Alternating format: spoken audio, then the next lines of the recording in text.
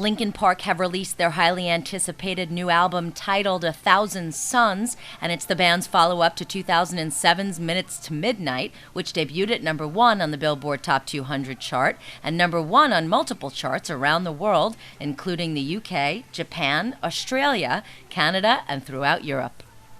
In the U.S. alone, Minutes to Midnight had the biggest first-week sales of 2007 at the time, with 625,000 albums sold in the first week alone. Worldwide, the album shipped over 3.3 million copies in its first 4 weeks of release, as fans and critics alike praised the band's sound. For 1,000 Suns, Linkin Park once again used the producing skills of lead vocalist guitarist Mike Shinoda, who worked closely with producer extraordinaire Rick Rubin.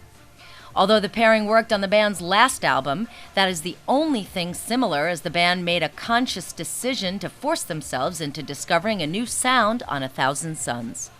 Linkin Park's Chester Bennington talked with Artisan News about working once again with Rick Rubin and Mike Shinoda as producers and why the band is going in a new direction.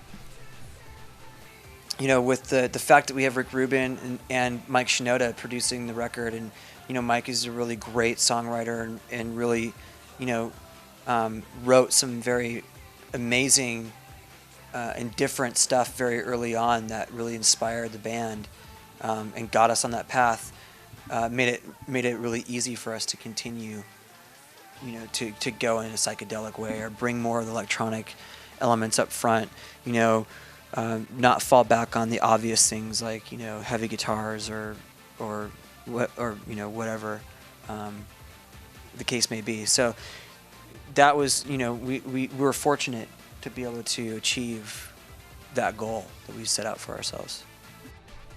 Guitarist Brad also talked about the band forcing themselves to take a risk and reinvent who they are on 1,000 Suns. Yeah, I don't think we really had much of a choice. I think that in order to continue to be inspired as artists, we have to try new things and take risks, and you know, complacency is boring.